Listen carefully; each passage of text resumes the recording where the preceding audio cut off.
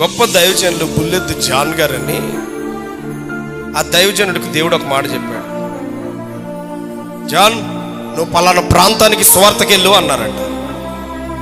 ఆయన అన్నాడంట, ప్రభా మోకాళ్ళు వేసి, ప్రభా నేను వెళ్తా, నీ మాట వింటా, ఓకే, కానీ నీవు నాతో వస్తేనే నేను వెళ్తా అని అన్నాడు.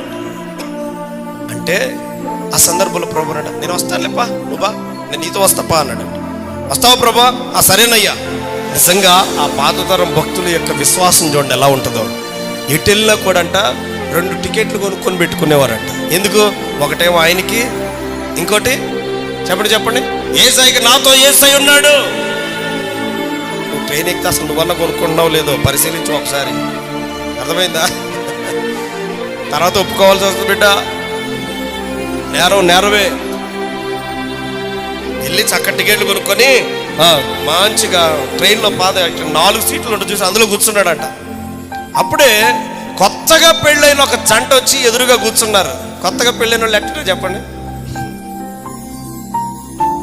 ఆగుతారా? ఒకరి మీద ఒకరు పడకుండా ఆగుతారా? అసలు ఉండదు కదా. మరి కొత్తగా పెళ్ళైన వాళ్ళు అయ్యే అట్లా సరదాగా చక్కగా సంబరంగా ఇటు చూసిందంట. ఎవరు ఆమె? ఆ పెళ్లి కూతురు. ఎదురుగా జాన్ గారు ఉంటే ఆయన వైపు చూసిందంట. చూసి అని పడిపోయిందంట. అర్రే, కొత్త పెళ్లి కూతురు ఆమె పడిపోవటం ఏంటి? అర్రే, కళ్ళు తిరిగినట్ట అని చెప్పేసి నీళ్ళు కొట్టి చూద్దాం. అమ్మో నేను ఎక్కడ ఉన్నా. ఎందుకమ్మా అంటే, ఆయన మీద ఎవరో ఒక ఆయన జులపాలు వేసుకొని కూర్చున్నాడు అన్నాడు. చప్పట్లు కొట్టాడు బిగ్గరగా. హల్లెలూయా.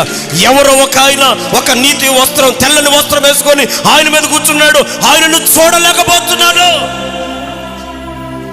భక్తుల యొక్క విశ్వాసం చూడండి. నువ్వు నాతో వస్తేనే వెళ్తాను ప్రభువా, నువ్వు నాతో వస్తేనే వెళ్తాను ప్రభువా.